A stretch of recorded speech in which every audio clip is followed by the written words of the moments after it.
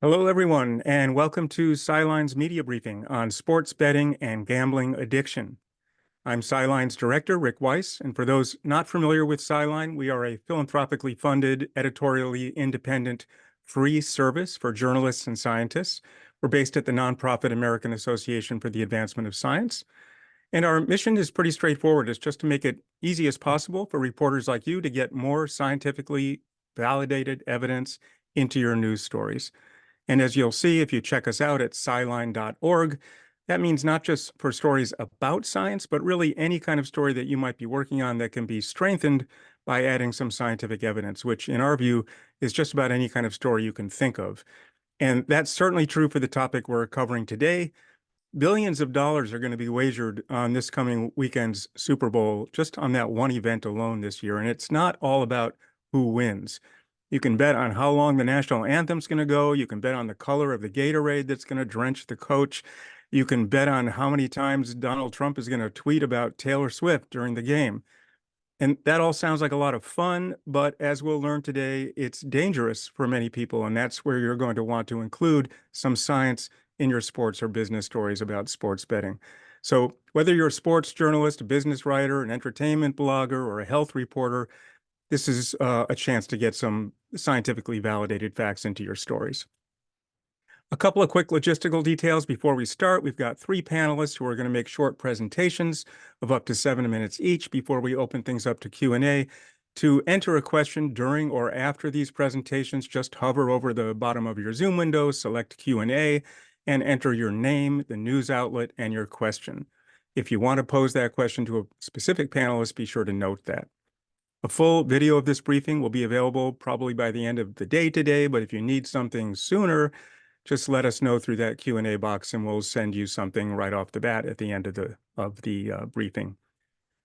I'm not going to take the time to do full introductions of our three speakers. Their bios are on the SciLine website. I just want to tell you that we will hear first from Dr. Shane Kraus, an assistant professor of psychology and director of the Behavioral Addictions Lab at the University of Nevada in Las Vegas, an opportune location if you want to do field research in gambling, I guess. Dr. Kraus will give us an overview of the landscape of legal sports betting, some relevant demographics of the participants, and a bit about the advertising and recruitment that fuels this burgeoning marketplace. We're going to hear second from Dr. Marc Potenza, professor of psychiatry and neuroscience and director of the Center of Excellence in Gambling Research, all at the Yale School of Medicine. Dr. Potenza will clarify the ways in which gambling is an addiction, with a lot of similarities actually to substance abuse, including how it affects the brain. And he's going to describe some of the impacts of gambling addiction on physical and mental health. And third, we'll hear from Dr. Timothy Fong, a clinical professor of psychiatry at UCLA's Institute for Neuroscience and Human Behavior. He's going to talk about what's known about the availability and efficacy of treatments and preventive measures, including psychological interventions, limits on advertising, and some of those rapid response helplines that I think some of you have seen out there. Okay, so let's just jump in and get started, and that means you're up, Dr. Shane Kraus.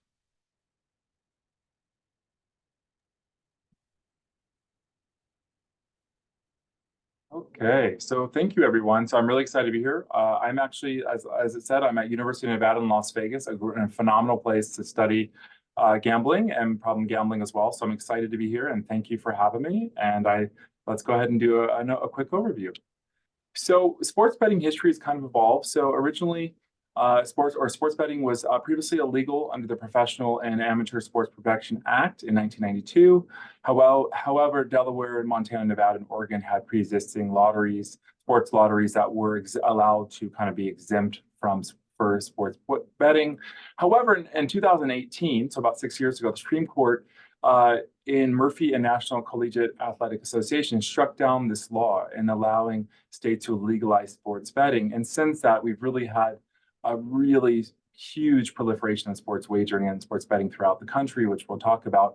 But just to give you an idea of scope of how big we're talking, in 6 years, over $306 billion has been handled, $25.3 billion in gross revenue, $4.5 billion in taxes has been generated so far. Again, And I think 2024 is going to be even a bigger year than the prior years. Nevada alone is a big state for sports wagering as well.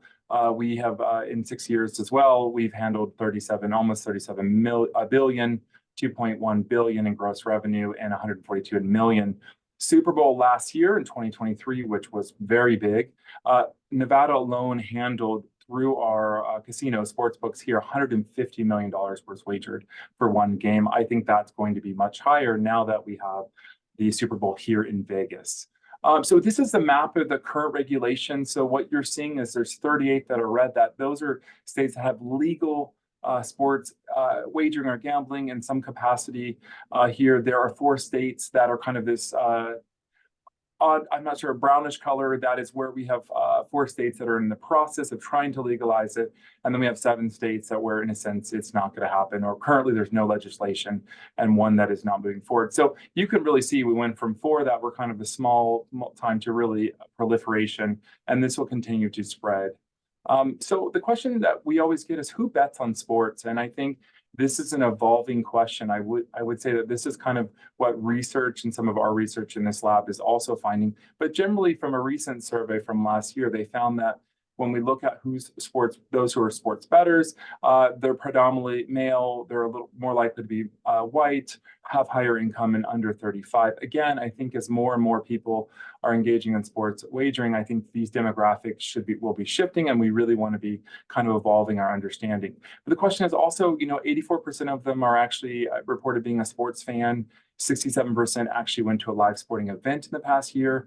62% participate in fantasy football league or sports leagues. These are things where people get together teams and they create fantasy, or in a sense, not real teams, but they use players in the league, and you can gamble and wager money through them as well. And then 41% watch esports, and this is like video games and betting on video games. So this just came out. So it's expected that about, almost really 29 million people will intend to place an online wager for this year in Super Bowl. So I think that is definitely, I think that's an increase and reflecting of the popularity of this.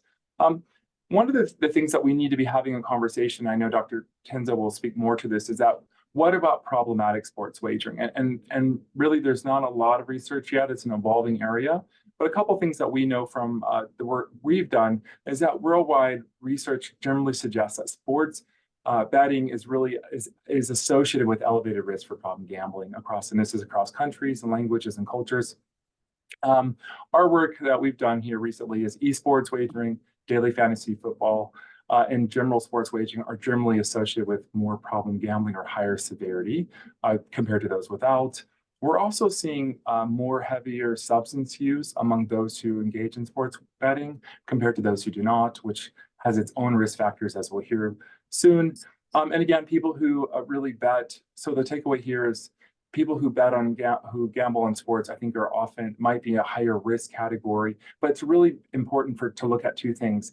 It's people who bet more frequently in sports and also bet on 2 or more sports. So as people bet on more sports across different sports, the risk for problem gambling is shown to increase.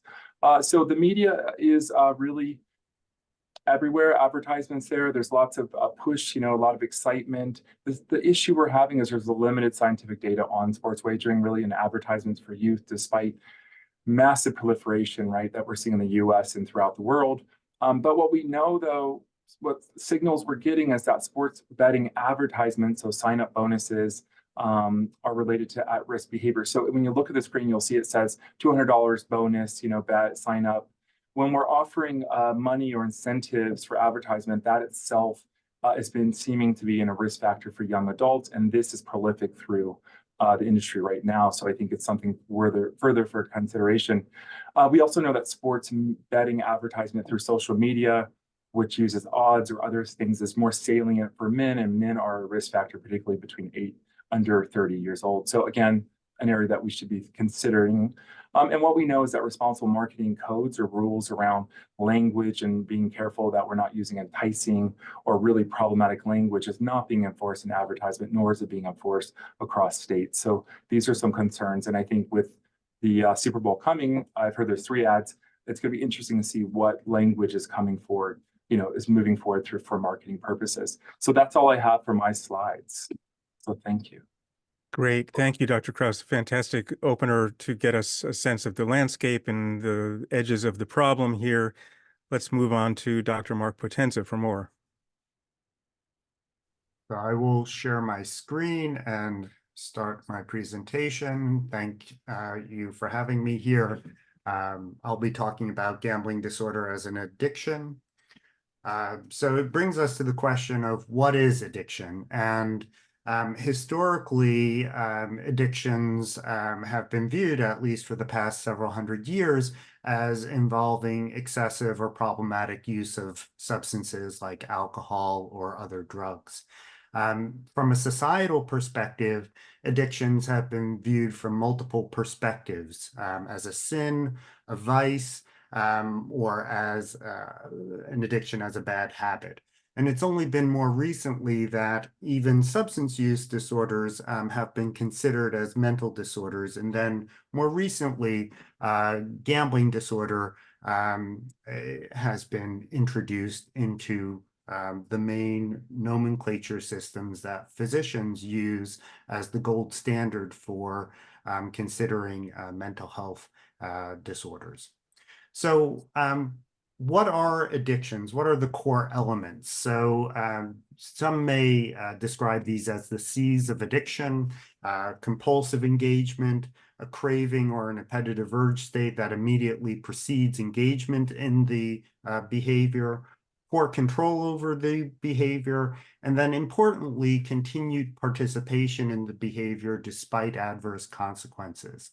And if we think about whether non-substance behaviors like gambling could fit with these core elements, then the answer is yes, and this has raised the question as to whether gambling disorder might be an addiction. And in the most recent editions of the Diagnostic and Statistical Manual that's generated by the American Psychiatric Association and the International Classification of Diseases that's generated by the World Health Organization, both of these books or entities categorize gambling disorder as a behavioral addiction. So what are some of the other ways that people might consider gambling disorder? There were multiple competing theories as an obsessive compulsive spectrum disorder, not being a disorder, that it's secondary to other behaviors, or as an addiction. When initially introduced into the Diagnostic and Statistical Manual, now over 40 years ago, the diagnostic term was pathological gambling. In going from the 4th edition to the 5th edition of the Diagnostic and Statistical Manual, it was felt that the term pathological was stigmatizing and was removed, and the term gambling disorder is now the formal condition. It was initially classified as an impulse control disorder not elsewhere classified, which was a heterogeneous grouping of conditions. And it was felt that this grouping, given the heterogeneity and the additional information gained about the conditions, several disorders, including gambling disorder, were separated out. So since 2013 in the Diagnostic and Statistical Manual, in 2018 and 2019, when the 11th revision of the International Classification of Diseases was released, both of these entities now consider gambling disorder as a behavioral addiction. So what are the relationships between substance use disorders, the prototypical addiction, and gambling disorder? So when the Diagnostic and Statistical Manual DSM work group met prior to DSM-5, I and another individual, Dr. Nancy Petrie, were asked to look at gambling disorder and substance use disorders and look at similarities and differences in multiple domains: clinical aspects, epidemiological, phenomenological, genetic, and others. And based on the similarities, gambling disorder was reclassified together with substance use disorders as addictive disorders. Some of these phenomenological and clinical aspects include co-occurring disorders, the high prevalence within younger individuals, adolescents, and young adults that we heard about from Dr. Kraus, as well as biological similarities that include, for example, how people process rewards. So some of the brain regions and networks that are involved in processing of non-addiction related rewards like money seem to be shared across substance use and gambling disorders. Now, there are differences that also exist. There are differences that exist across substance use disorders. For example, withdrawing from alcohol, tobacco, cannabis, all have different features. This is the same with gambling disorder, where the withdrawal aspect tends to be more of an irritability or short-temperedness of not being able to gamble when one wants to in the setting of having recently gambled. Another difference from a clinical perspective is the amount of financial debt that many people with gambling disorders experience, which is often substantially greater than for substance use disorders. As we heard from Dr. Kraus, young males, particularly those with sporting involvement or interests, appear to be particularly at risk. And we also heard about perhaps this perfect storm involving the overturning of the Protection of Amateur and Professional Sports Act, the sporting culture within the United States, the accessibility of the internet to remove geographic and time boundaries. When people feel like gambling, they can do so relatively immediately, as well as advertising, media, and other factors may be contributing to a rise in sports gambling problems. Importantly, there's been less attention given to gambling disorder relative to substance use disorders. There are data that indicate that many people see gambling as less harmful than substance use behaviors. There's also a greater threshold needed for making a diagnosis of gambling disorder than there is for making a diagnosis of a substance use disorder.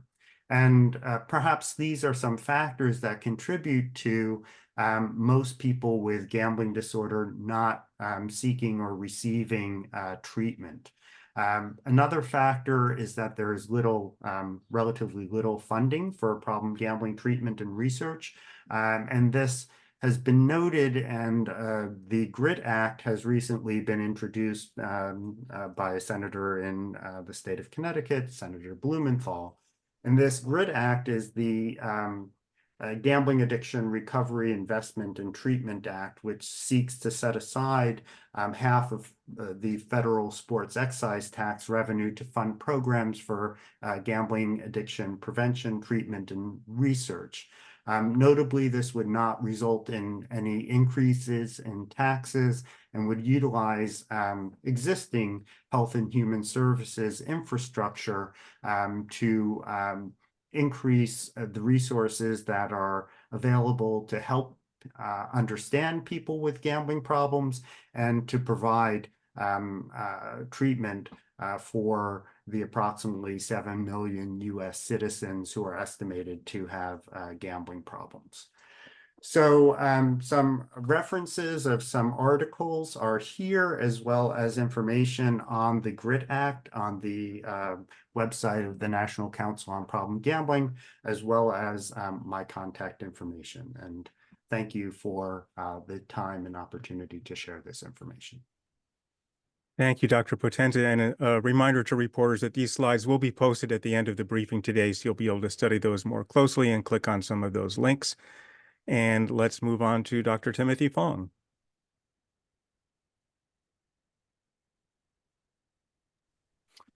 Thank you, Rick, and thank you, Dr. Potenza and Dr. Kraus, for setting that up, and thanks for all the audience out there. I'm going to talk about some of the solutions and prevention and treatment. So the real question is, what can we do? So we know, again, about 1 to 2% of the population has this affliction of gambling disorder. What does treatment look like? This is a biological, psychological, social condition. Biological, psychological, social risk factors created. That means for treatment, it's biological, psychological, social treatments that we use. The biological treatments are in the following category. Number one, medications. Now, we don't have any FDA-approved medications right now, but we do have a number of research medications that have been evaluated over the last 25 years. Medications like opioid antagonists and other things that we use for addictive disorders have been shown in the lab to be potentially effective for reducing the symptoms of gambling disorder.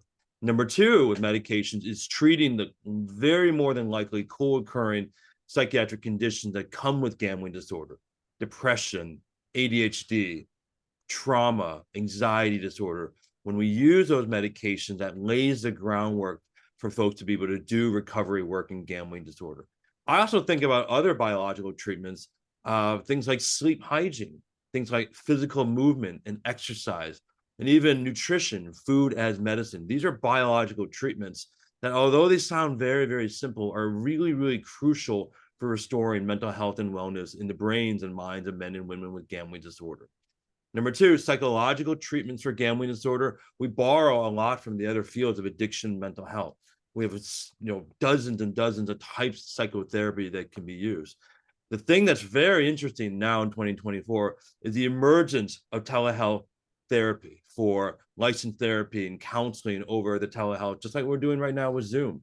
And we have specialized treatment providers across the nation and the globe who can provide these specialized types of psychotherapy through the Zoom and platforms and through telehealth.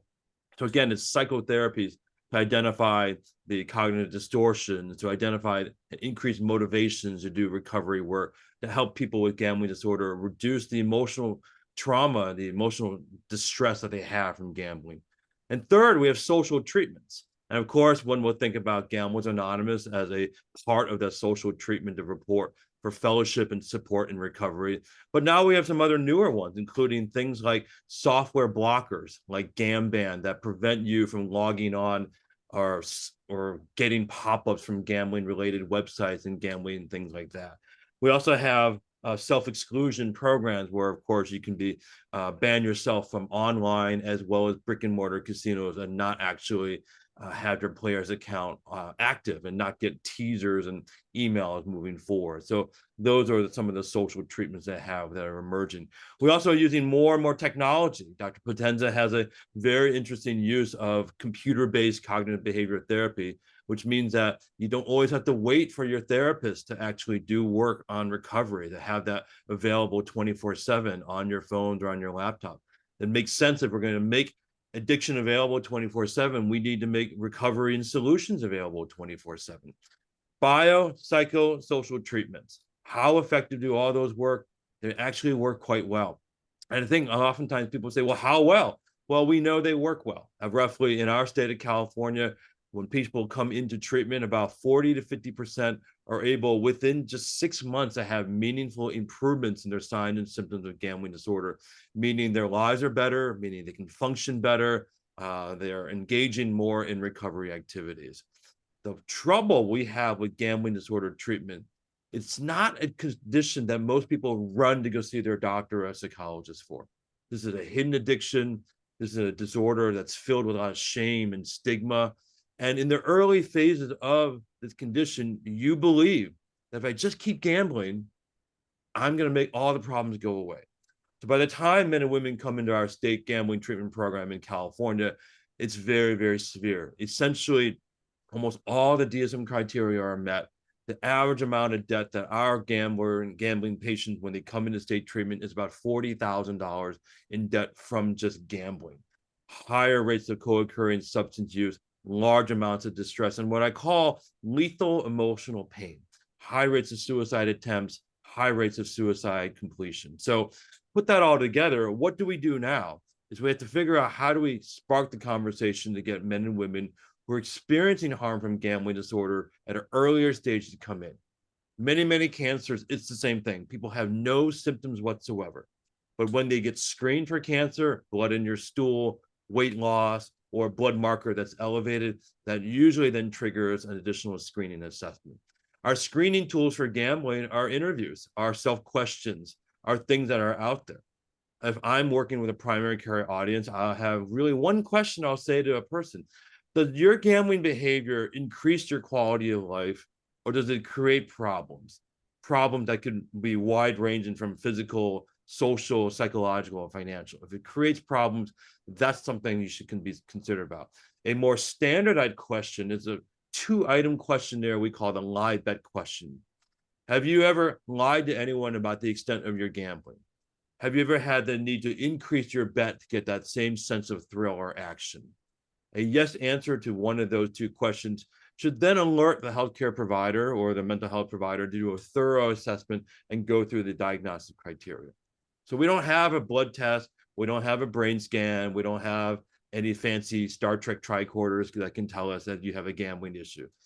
We wish we did, and that's something the 3 of us have been working on for the last 25 years, but we don't have any objective biological tests. So it really goes back to that essential question there. And the third part I'll talk about, again, is about other issues of prevention. And it starts with number 1, healthy and proper education of the risks of gambling, starting for as young as people, even in kindergarten, to talk about the risks of gambling and what gambling addiction looks like. Number 2, it's enforcement, very clear that this is an adult entertainment product. This is meant to be 21 and over, some states 18 and over, but as we heard earlier from Dr. Kraus, very little enforcement of the regulations of gambling that are set forth by state regulators. Number 3, really looking at the gambling advertising and saying, if we're going to regulate alcohol, tobacco, and cannabis advertising, what's the reason that we don't regulate gambling advertising with the same full force, the same sense of seriousness, the same sense of scientific understanding that we do with those other conditions there as well? So those are some of the areas that we look at with prevention. If I had one prevention message, it's to delay the onset of the very first bet, combined with delaying the frequency of betting. We certainly know that the younger you are when you start gambling, combined with the more frequent you start gambling, those are definitely concerning risk factors. And of course, that's why having access to the phone and 24/7 access to gambling is so concerning, because you talk about early access and frequent access. That's the recipe that we have there. So I didn't have any fancy slides here today. I've been stuck in this rainstorm in LA. I can barely survive, but we have survived. But absolutely, I do have some slides if people want to see them in a later time. But you can always reach out and find me on Twitter at Fongster98, or check out our beautiful website at the UCLA gamblingprogram.org. Fantastic. Thank you so much, Dr. Fong, for that super interesting closing part of our introductory materials. Such an interesting concept that if gambling is going to be available, every moment of every day, the treatment ought to be as well. It's a really interesting point. So we're going to get into the questions and answers now. I'll remind reporters you can click on the Q&A icon at the bottom of your screen and enter your question. And meanwhile, as those come in, I do typically start in these briefings with one question from the moderator, and that question is always the same. It's basically, can you 3 experts as news consumers speak to our reporters today and just say 1 or 2 things about something that you either appreciate about the way that media seems to be handling coverage of this issue, or give a critique or a suggestion of how the media could perhaps improve how it's going about bringing this topic into the news. And I'll start with you, Shane Kraus. Yeah, I would say I think I really appreciate the last couple of years has been more stories, more discussion on sports betting and as it's happening. So I'm really grateful. Just like this, I think we need more discussions. I think my suggestion would be to really dig deep. I think when I speak to a lot of journalists who are doing really, really great stories, they keep finding this disparity between wide access, increased access, and little funding for research, little funding for treatment. And that doesn't really compare to other addictions. So I think that's be curious, dig, and we should also be asking for some, similar safeguards, because I don't really think they're really set up right now. And despite the proliferation, and I think we're going to break records today, and even in Vegas, we're going to break records for wagering, and that has risk, particularly for, as Dr. Fong mentioned. So I think those are things to really consider. Very interesting. It might be interesting for us a little later in this event to talk about whether some of the forces that have fought against closer regulation and so on in other areas like tobacco and oil might be playing a similar game in this domain. There's a lot of money at stake, that's for sure. Dr. Potenza, how about you? Yeah, I would echo what Dr. Kraus has mentioned. I appreciate the coverage of this important issue to communicate that gambling for some can be very devastating, and to cover this during times like prior to the Super Bowl, I think is a time when people are amenable to hearing about the potential risks that are associated with the behavior. So grateful for the coverage. Similarly, I would say that digging deep and perhaps not oversimplifying some aspects like the neurobiology being dopamine solely, go deeper than that would be my recommendation. But I'm really grateful for the important points that are being brought to the public attention about trying to make gambling a safe activity for all individuals and addressing the risks that about the problems that some people experience and how to identify those people at earlier stages and get them the appropriate help that's from which they're going to benefit. Not only the identified individual, but also the family members and others who may be affected indirectly. Like other addictions, there's more than one victim here. Dr. Fong.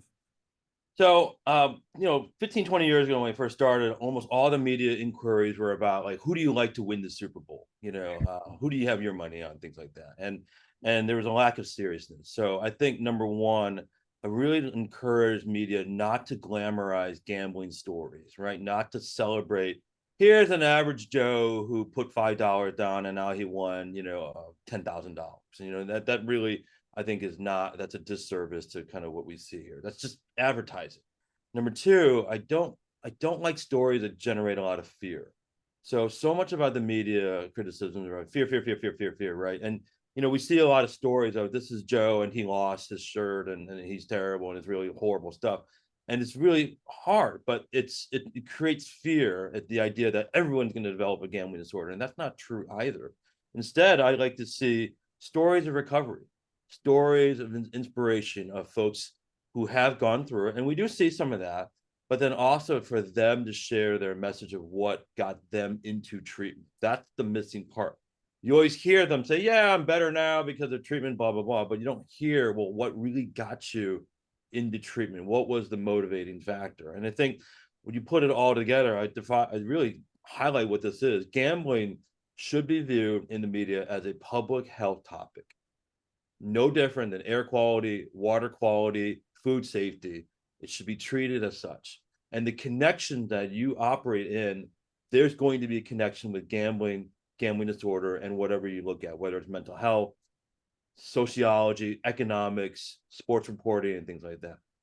Last thing I'll say is I think the vast majority of sports reporters who do report on gambling do it from the gambling line and to do it from the gaming perspective. And I think that's really where I challenge a lot of sports reporters to do more and talk about, well, it's part of our job to talk about the whole story, not just the betting line and whether that line is accurate, what you think, but how it impacts the sports bettor and things like that. Great. Thank you all very much for that. And let's get into some reporter questions. I'll start with this one from Ellen Rolfs, who's a reporter at Marketplace. Some states are considering adding a responsible gambling curriculum to teach teens about gambling, as many young people are starting to make bets. When it comes to the scientific research, how could this impact teen behavior? Does anyone want to jump on that? Know what the scientific basis is of whatever trainings are starting to get created? Marc should jump in on that, and I'll say. I'm happy to jump in on that. Marc doesn't say, I'll say the opposite. Yeah, so teaching youth about risk behaviors is an important effort. And gambling is often omitted from risk behaviors taught to children and adolescents.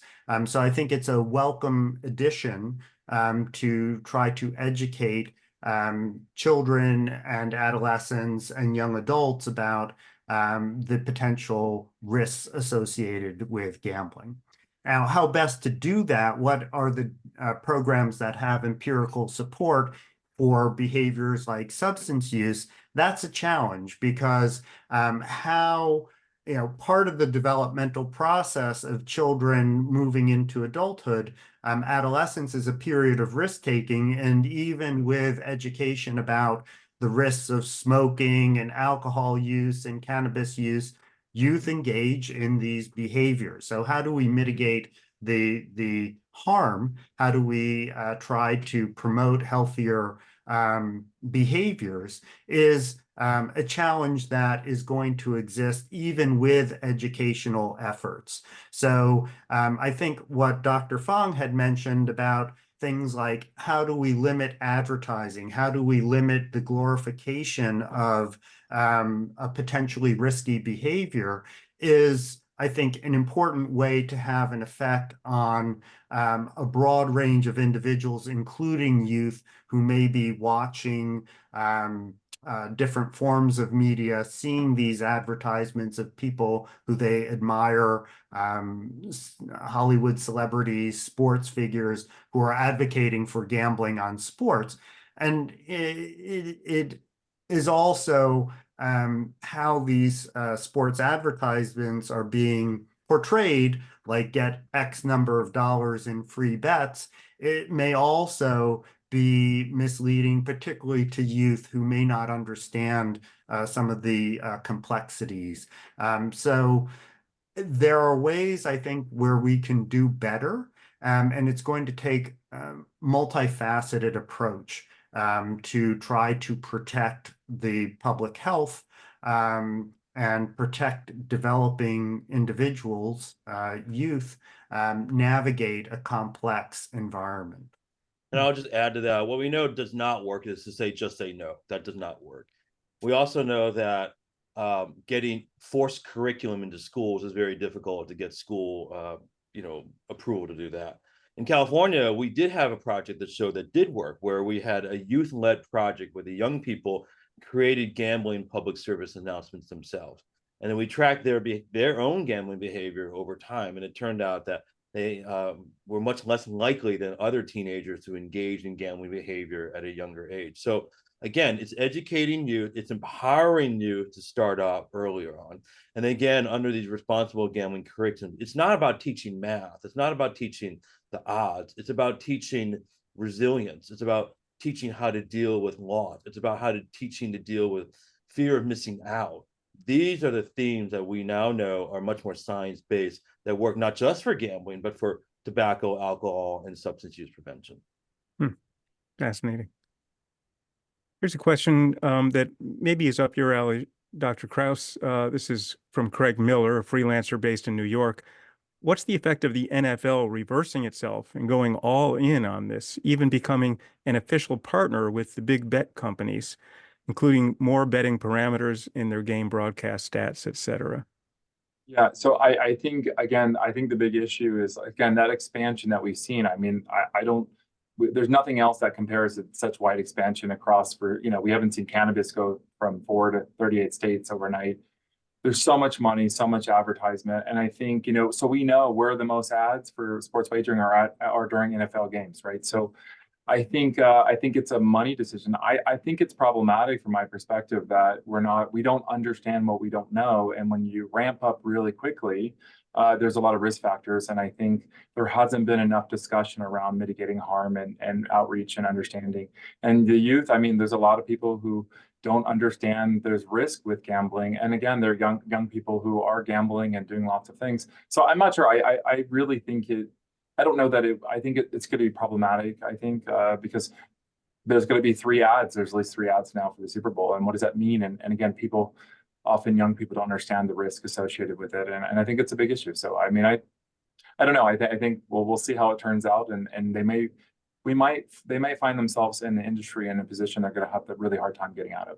When as research and work comes out. So, yeah. If I can add an addendum onto that question, though, isn't it important that more and more public services, I think education, among other things, is dependent upon this funding? Does that create a counterforce against efforts to limit things?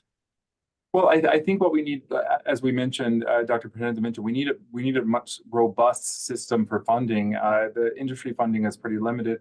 I think, yes, there's some money, $6 million, but I think, would you say $6 million amount is sufficient for alcohol use-wide issues during the Super Bowl, which we know will be very high? So the answer is, it's one of, we need many much larger players to have funding to do the research with youth outreach, public health. We need to treat it as a public health thing, but we also need federal and state and industry support, which is really not happening. The bill mentioned was struck down at Congress and it's dead. So I think right now, we're in this position where we're ramping up, but really not thinking through, I think, tomorrow, I would say. We're not really thinking about tomorrow. Any other comments, Marc or Timothy, before we move on? Yeah, I've been a big sports fan for a long time, and what we're seeing now is combining of football and gambling, two things that never once were in the same lane. They were always meant to be opposite. And now you're going to have a brand new generation of people who only know football and gambling together as the product. NFL has also gotten into the slot machine business. They have NFL slots. And I think what I see, at least in the discussions, Americans don't like, quote, hypocrisy. They don't like this idea of you do one thing and then you do this opposite. So I think if I were advising the NFL, I'd say, you need to come out a little stronger to say, what and how is your entertainment product benefiting by partnering with gambling operators? They're a private company. Should they be mandated to pour more money into responsible gambling work and problem gambling research? They're a private company, but they're a private company that is the biggest visible company in the world, right?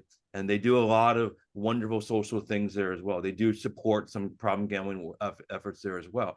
So I think, again, for me, as just a consumer, it's always about how is a product that I'm watching on the field, how do I make sure it's really actually true, that the game integrity is true? And I think this is a big question and topic that people are saying, well, now that the NFL is, quote, partnering with gambling operators, the game must be rigged. Isn't that fascinating that this is the first year I see more and more and more discussion? It's rigged. It's totally rigged, and that, I think, is a fascinating commentary that comes because of this combo of gambling and football together.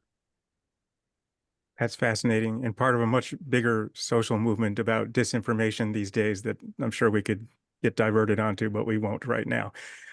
Here's a question from Tyler Dukes from the Raleigh News and Observer. What should colleges and universities be doing? What's their responsibility for college students to reduce problem gambling? Anyone want to pick that up? I'm Shane? happy to get the ball rolling. So I think that universities should address this in multiple ways. Part of it would be not to promote gambling. So things like casino nights that some universities have sponsored should not be supported by the university or college. And education about the potential harms of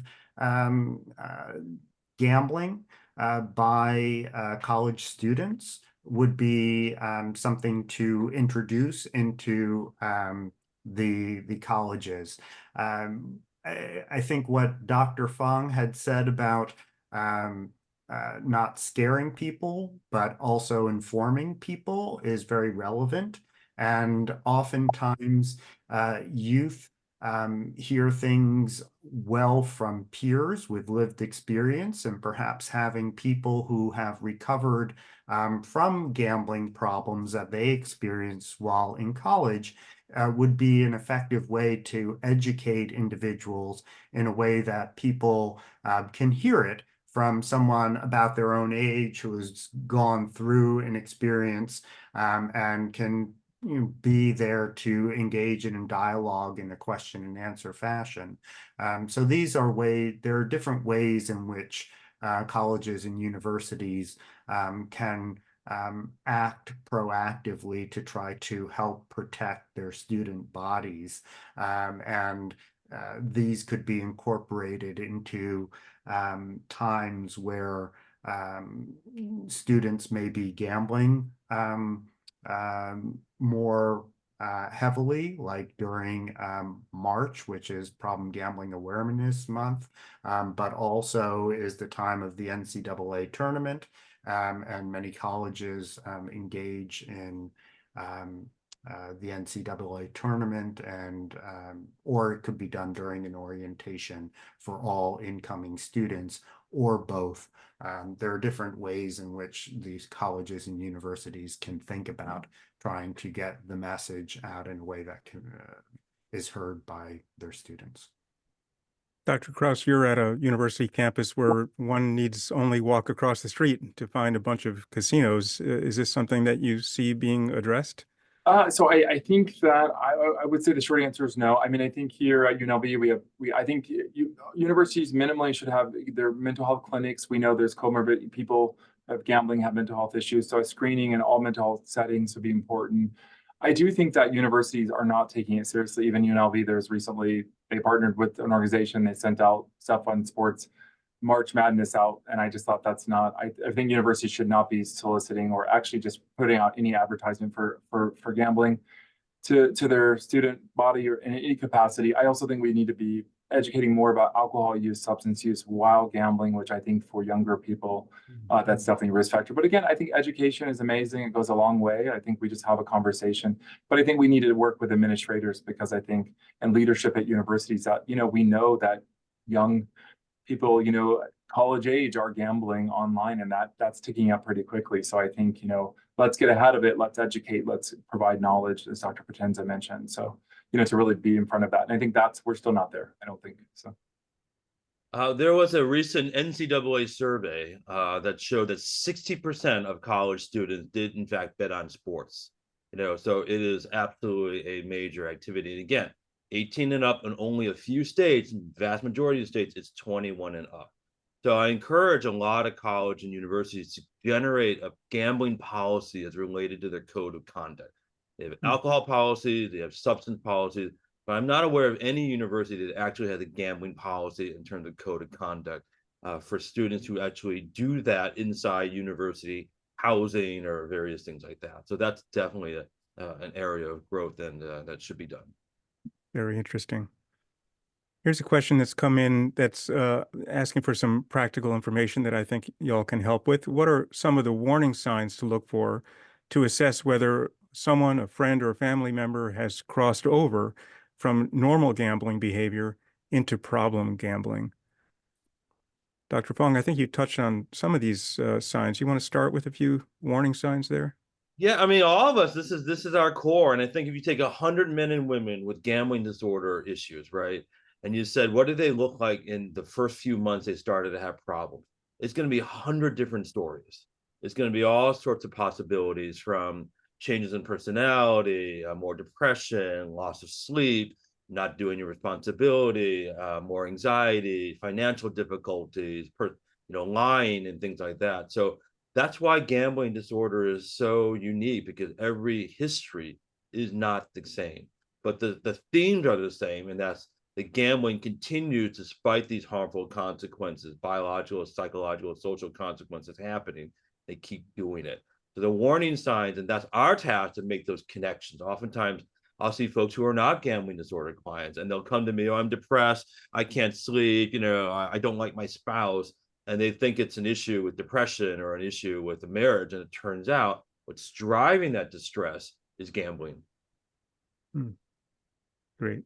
And I'll add a few other things. So one common behavior among people with gambling problems is chasing losses. So going back to a place of gambling to win back money that was recently lost. So if people are chasing losses, and this may involve people asking others for money, They may not be honest about what the money is for. So if people begin asking multiple people for money, or one should have a suspicion of perhaps this may be related to gambling. If people are not functioning well in different capacities, be it work or for students at school, keeping in mind that there may be behaviors like gambling where there are not visible signs of intoxication. Keep this in mind and be open to asking people, and people may deny it, may become upset. There may be tension, but ultimately it's trying to care for people around them. And these are also signs that people can take if one is not being honest about their gambling behavior, begins to hide or conceal or lie about their gambling behavior, that's concerning, or experiencing psychological distress about gambling is another concern. The only thing I would add to that is escapism. So particularly when we look at U.S. veterans, people with trauma histories, military backgrounds, we see sometimes this escapism, using gambling to escape kind of where they're at and their experiences in the moment. So, if you're gambling to kind of escape your current stressors or escape, that's also kind of, I think, something to think about. Someone's like, oh, I'm going to go because I just can't handle the whole week and I'm going to just go blow off steam. But that's really their reason to do that. That's also, I think, kind of a red flag. Like, hey, let's talk about that. Escapism, gambling should not be an escape, right? So that gets a little worrisome. So. Great, very helpful. We've got a few more questions here. I just want to mention to reporters on the line that as we start to wrap up, when you do log off, you will be prompted for a very short survey. It's just 3 or 4 questions. It'll take about a half a minute. These surveys are very helpful to us as we plan these media briefings and come up with topics and experts who can help you in your reporting. So I ask that you do take that extra half a minute or so and fill out the survey for us so we can keep these really informative briefings going for you. We've got a question here that asks, within the realm of legal sports betting, are there any guardrails, limitations, or constraints on what people can do? For example, maximum amounts one can wager in a single bet, or maximum number of wagers that can be placed on a given event. I'll just jump in really quickly. I think one of the issues we have is we need more access. Researchers need access to player data to really understand what's happening from real people. So the research is a bit limited, but I think some of the research now, and I think what we're studying here as well in our research is, I think that we're looking as well as live betting. So once a game started betting while a game, I think that is incredibly risky, knowing that probably 50% of the people, 40–50% are actually using substances. So then prompting and sending advertisement to someone to bet why they're probably drinking is likely a poor decision or is likely related to risk. And I also think using things like overdraft, we published, or using things like looking at overdrafts, overcommitments, 5 or 6 counts to deposit money to different apps. I think there are ways that, we don't have all the information, but we need to do something. There should be some safeguards, and there's really pretty limited, and again, showing someone psychoeducation, set a limit. Well, someone with problem gambling, they would set a limit if they could, but because they have a problem, they can't. So psychoeducation works well for people without the issue, but once you're on the problem gambling train, psychoeducation, responsible gambling strategies are really ineffective. So you need to have higher, more direct cutoffs, and that's still limited. And I think without industry support and without really funding, we might have to take really harsh cutoffs or decisions with players. And so we really want to get it right, but we really need more support from industry as well as, from funding and research perspective. So.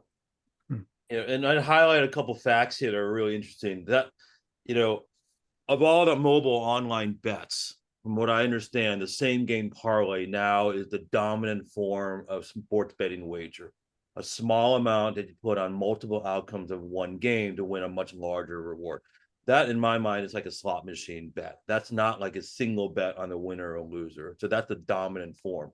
The second thing is, none of this applies to unregulated sports betting websites. So that's the problem, that we really have no idea how many of those are out there unregulated, how to stop them, how to put them down. I've had a number of patients say, I prefer to play on the unregulated sites because they're faster, they're quicker, they have more offerings, and it's completely anonymous. And I don't have to pay taxes or worry about my employer finding out that I'm gambling on an unregulated website. We have a colleague who advocates for the idea that the first year that you sign up for mobile sports betting, that you have almost like a gambling license, that you have a maximum amount that you can spend per year on your first year or while you learn how to gamble. Well, it's like a driver's license. I don't think that's going to work in America, but those are the sorts of things that we're kind of interested in. And lastly, how do you do this when a lot of states have multiple gambling operators? It isn't just one, for instance, like certain states will have, like Ohio has like 6 gambling mobile sports operators. Other states will have as many as 17. So if you put the restrictions on one site, it's guy just logs off and gets on another site that is giving them a teaser. Anyway, just a few ideas. Dr. Potenza, I know, has a few comments to back that up too. Anything you want to add, Marc, on limitations? Well, I am mindful of the time that we have and want to make sure that we get to all the questions. So I'll pass on this.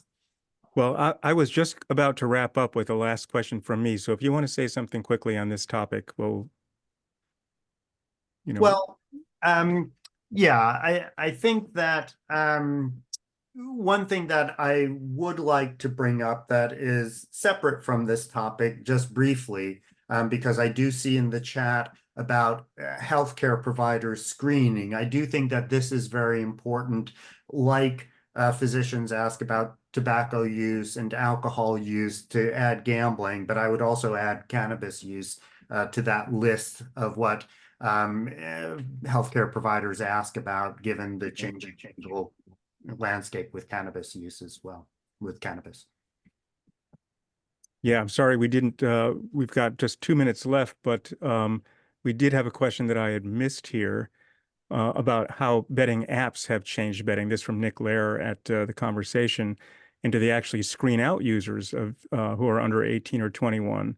Are there push notifications to encourage betting or live betting? Anyone want to quickly weigh in on that?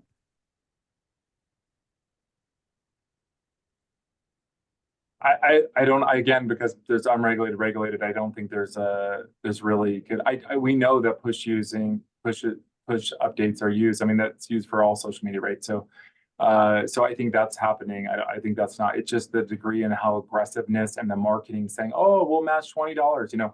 You don't go to the store and you're buying a bottle of wine and say, oh, we're going to give you 3 bottles because you bought the one. So again, I think there's some of that happening. Again, because it's so many companies, so unregulated and all varying, there really has to be oversight and kind of understanding a better landscape. We just don't know, which is really why I think it's concerning. Yeah. It's incredibly difficult to have online compliance of gambling operators. I mean, it's not like a brick and mortar where you have a controlled space. And I hold the operators responsible, but I also hold the states who authorize and regulate them responsible, because it's got to be a shared partnership. So I have so many patients that have used VPNs, who've gone on underage, onto legal regulated websites, and they just didn't know. Vice versa. Again, the technology is there. It's just, how do we find the will and the ability to actually have healthier compliance in accordance with the regulations to which they were legalized. Great way to wrap up. I'd like to end these briefings with just a real quick, pithy comment from each of the 3 of you. Often these are the most helpful, succinct things that reporters can go with. One take-home message that you want every reporter to walk away with today who have been on this briefing. And what would that be? Shane? I think it's going to be dig deep to look at your area, your community. So again, if everyone's looking within their community and their areas and their states, I think that's a really good thing for us. Great. Marc? Most people gamble. Most people gamble without developing problems, but a small percentage develop problems that can be very severe, and making sure that we protect vulnerable individuals, including developing youth, is really important. And Timothy? Gambling is a public health issue, and it's important for us to continue having conversations about all that aspects of how it impacts body, brain, minds, and communities. I want to thank our excellent panel of presenters today. A lot of great information on a very timely topic. I also want to encourage reporters who are online here to fill out the survey as you leave us today. We'll keep you informed about other upcoming briefings. Thank you all for participating and for educating the public through your various ways about this important public health issue. See you at the next SciLine Media Briefing.